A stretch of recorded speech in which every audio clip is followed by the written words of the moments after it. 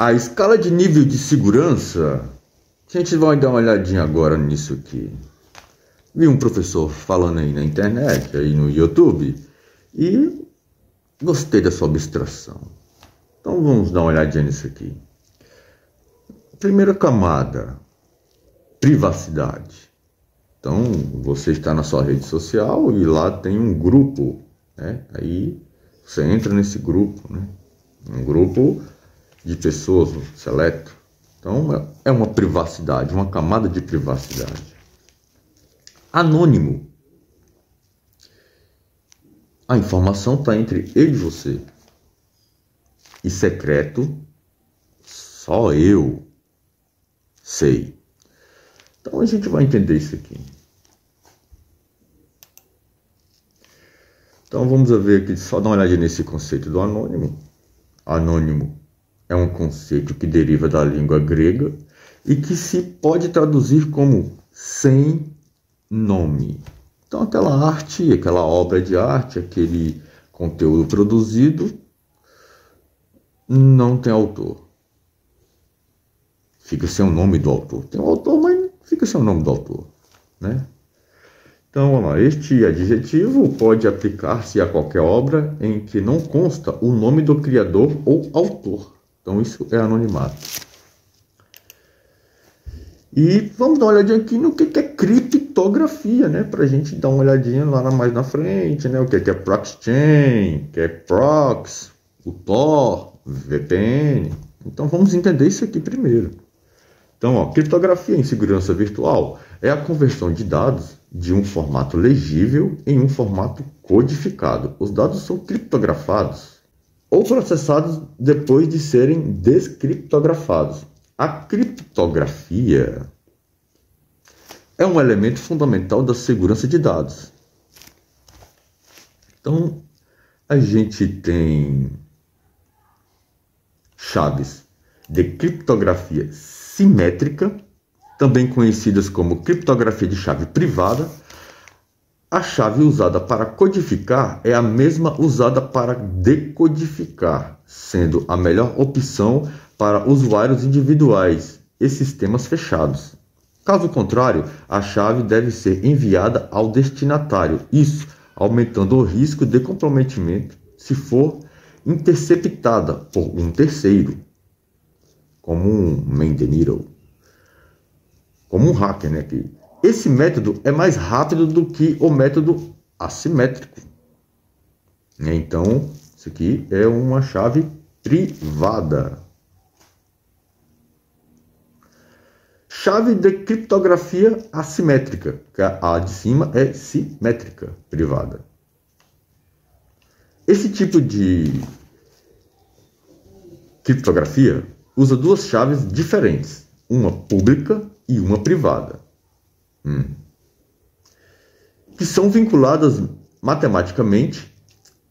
Essencialmente, as chaves são apenas grandes números que foram emparelhados um ao outro, mas não são idênticos. Então, uma chave, né, tem uma codificação e a outra tem outra codificação. Daí o termo assimétrico. A chave privada é mantida em segredo pelo usuário e a chave pública também é compartilhada entre os destinatários autorizados ou disponibilizada ao público em geral. Então, a criptografia aqui, a gente trabalha com chaves, né, criptografia simétrica e criptografia assimétrica. E também tem os hashes, né? Então, a função de hashes são de outra maneira pela qual a criptografia pode proteger as informações. Ao invés de chaves, depende de algoritmos para transformar qualquer entrada de dados em uma sequência de caracteres de comprimento fixo. As funções de hash também diferem de outras formas de criptografia, porque funcionam apenas de uma maneira. Resumindo, significa que não podem se transformar um hash em seus dados originais. Entendeu? Então, olha lá. Os hashes são essenciais para gerenciamento de blockchain, porque pode podem criptografar grandes quantidades de informações sem comprometer os dados originais. Vamos agora dar uma olhadinha no Tor.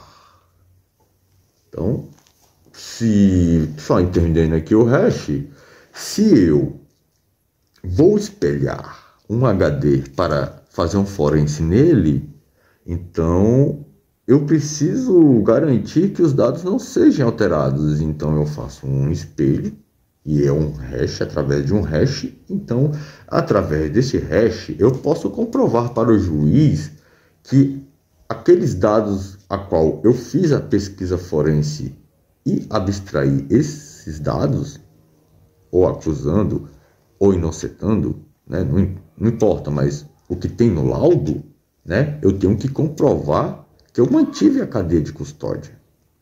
Entendeu? Eu tenho que comprovar isso. E para comprovar isso, eu uso o hash, né? E também um bloqueador de escrita, né? Porque qualquer coisa que você conecte no computador a partir daquele momento vai sobrescrever algum dado, vai escrever um dado a mais, ou sobrescrever, entendeu? No HD. E então a necessidade de manter os dados originais de acordo com o HD que a gente pegou, né? Com o dispositivo que a gente pegou. Então, entendendo isso, vamos ver aqui o Tor. O projeto Tor surgiu da união entre dois centros de pesquisas militares, o Laboratório Central da Marinha de Segurança de Computadores e a Agência de Projeto de Pesquisa Avançada de Defesa, a DARPA, que na época era ARPA. ARPANET, né? Vamos criar uma ARPANET. Então, vamos ver aqui. Na própria documentação do Tor, vamos ver o que ele diz. O navegador Tor utiliza a rede Tor para proteger sua privacidade e anonimato. O uso da rede Tor apresenta duas características. O seu provedor de internet, assim como toda pessoa que tenta monitorar a sua conexão local, não conseguirá rastrear os seus movimentos na internet, sem os nomes e endereços de sites que você visitar. Então, o Tor te protege de alguém estar lá snifando a rede, né, ou a sua máquina, né, e ele não vai conseguir ver, porque quando você adentra dentro do Tor, da plataforma Tor, já não tem visibilidade quem está externo a ele, entendeu? Então, os operadores dos sites e serviços que você usa, e qualquer um que os assiste, verão uma conexão proveniente da rede Tor, em vez do endereço da internet real, o seu IP. Então, eles não vão ver seu IP e não saberão quem é você, a menos que você se identifique explicitamente, né? Você busca anonimato, você não vai fazer isso. Além disso, o navegador Tor é concebido para impedir que sites coletem as suas impressões digitais, dificultando o princípio da troca de locar. Então vamos ver aqui. Como funciona o Tor? O Tor é uma rede de túneis virtuais que permite melhor a sua privacidade e segurança na internet. O Tor envia o seu tráfego por 3 servidores aleatórios, também conhecidos como relés. Na rede Tor, o último relé do circuito, o relé de saída, envia o tráfego para fora na internet pública. Então olha lá como que funciona. A imagem acima ilustra uma pessoa que visita diversos sites usando o Tor. Os computadores verdes, esses do meio, representam relés da rede Tor, enquanto as 3 chaves representam a camada de criptografia entre aquela pessoa e cada relé. Então aqui é o seu computador, aqui está as 3 chaves de camada, e elas vêm para os relés e é distribuído aleatoriamente, e depois você sai aqui para a internet e tem o IP do Tor, e não o do seu computador, né? não da sua rede lá local. Então o ISP aqui está protegido, o seu, né? Nem o seu ISP sabe onde é que você está, entendeu? Nem o seu provedor de internet sabe onde é que você está. Então, qual é a diferença entre um proxy e uma VPN? A gente viu o Tor ali agora, né? Então, tem outros tipos de conexões também, né? Então, neste ponto, muita gente pensa que um proxy e uma VPN são a mesma coisa, pois ambos possuem a mesma função, que é proteger a identidade do usuário na internet. Vamos lá. Embora a VPN, Virtual Private Network, também possa ser usada para acessar serviços de outros países e mascarar seu IP, ela cria uma rede privada criptografada, blindando totalmente os dados entre o computador do usuário e o servidor VPN. Já o proxy é apenas um intermediário entre você e a internet e não criptografa os dados. Então, o proxy, né, você vai ter o endereço do proxy, né? Também não é o endereço do seu IP. Mas quando você monta uma cadeia de proxy, que é o que a gente vai ver agora, né? Então a gente tem o famoso proxy chain, né? Então a gente tem um proxy chain, que é uma cadeia de proxy. Então vamos ver o que os desenvolvedores dizem que é o proxy chain. Segundo os próprios desenvolvedores do projeto, o proxy chain é um software de código aberto criado para sistemas GNU Linux. A função deste pacote é executar outros programas usando servidores proxy, criando assim uma camada de anonimato. Em outras palavras, conseguimos criar roteamentos de requisições em diversas aplicações usando uma lista de proxies escolhido pelo próprio utilizador. Então, quando a gente vai ali no Kali, a gente pode colocar, né, vários proxies, vários endereços de proxy, e ele vai fazendo saltos de proxies. Esses proxies, eles são roteados por roteadores, entendeu? E por isso há saltos, né? Cada roteador é um salto. Então, a gente vai ver como que é esse salto. Veja esta imagem. Esta imagem eu trouxe aqui uma GIF, né? Demonstrando para vocês o que é salto. Então, aqui, you, né? Ali, ó, aquela máquina, você. E lá no final seria o servidor que você perguntou uma informação, né?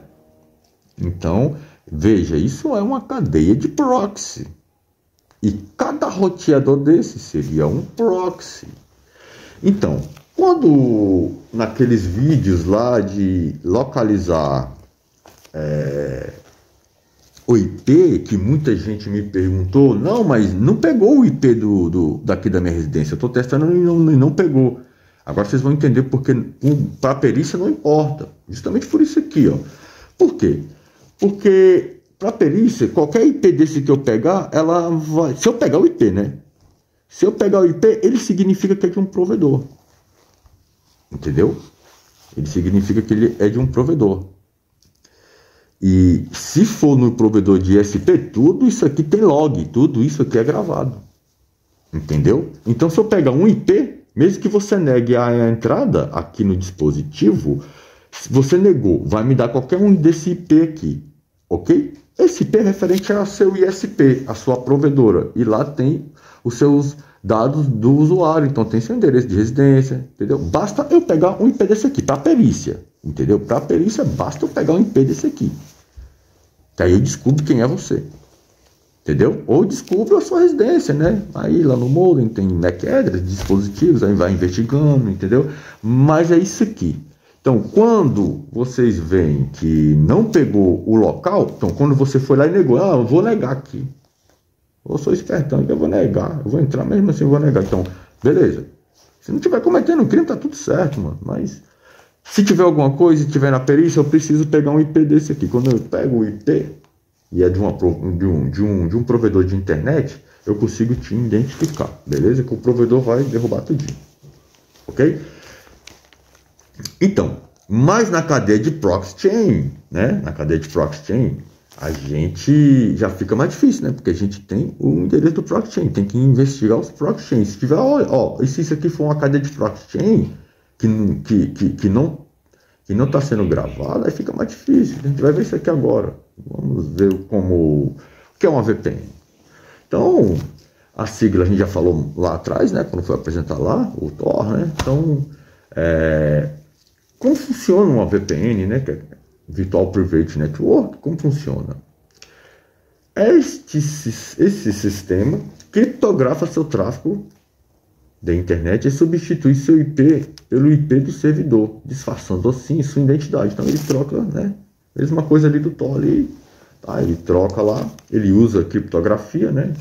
Para tunelar, né? Então ele vai fazer uma criptografia. A gente já viu ali o que é criptografia e quais as vantagens, né, de usar VPN. Então ele disfarça sua localização, transferência de dados seguros, acesso ao conteúdo regional, mas vamos ao que é mais importante, né? Que é VPN sem log. Porque se não tiver log, como que eu vou identificar um crime? Como a perícia vai identificar um crime? Como a perícia vai ver a troca de locar? A troca de locar é uma coisa impressionante. Se você tiver um crime e você pegar a roupa da vítima e colocar nos cachorros, os cachorros vão cheirar aquela roupa e vão sair no mato procurando e vão encontrar, porque o mesmo cheiro que está ali vai estar do outro lado. Há uma troca. E o cachorro também tem... Houve a troca também com o cachorro. Por isso que é importante. É a pegada, entendeu? Isso eu dou uma explicada lá no vídeo aí. Nesses vídeos aí. Beleza? Então, uma verdadeira VPN sem logs não coleta e nem armazena atividades ou dados de conexão que possam ser usados para identificar você. Então, log zero. Sem log. Entendeu? Sem log, sem pegada digital, sem crime. Então, quando forem instalar uma VPN, ela tem que ser paga, tá? Porque senão você está sendo rastreado, entendeu? Principalmente quando há essas coisas aí de... eu vou bloquear, a justiça bloqueou uma rede social, aí você vai usar VPN. Vai lá, usa VPN. Usa VPN gratuita. Isso mesmo, parabéns. Vocês estão sendo hackeados. Vocês estão sendo hackeados. Vocês têm que pagar a VPN. E de preferência que seja sem log. Sem log. Que ela promova isso. Que ela está dizendo que eu não grava. Entendeu? Porque se tiver log, tem a pegada digital e o princípio de locar entre ação e te identifica. Pode demorar, mas ele vai te identificar. Entendeu? Lembra quando a gente, num desses vídeos aí atrás, que eu estava falando sobre o princípio da troca de locar mesmo, sobre o dump na memória? Então, quando tentam apagar o dado, você cria mais um log naquele mesmo horário. E a verificação dos binários lá no dump da memória identifica que houve alguma coisa ali, entendeu? Então, quando você tenta apagar, na verdade, você está dizendo que, olha, tem uma coisa estranha bem aqui. 2 logs, 3 logs, não está entendendo? Pegada digital. É isso que é olhado pela perícia, entendeu? Então, lá na memória, né, na memória volátil, vai estar o passo a passo lá do que o cara fez. Está em binário, mas existe softwares para fazer isso. Software forense. Entendeu? Por isso que o hacker tem que ter ali o disjuntor bem na mão dele ali, ó. A polícia invade, ele tem que desligar ali para a memória virtual, não gravar a merda toda lá, entendeu? Pode pegar alguma coisa, mas o principal estaria lá.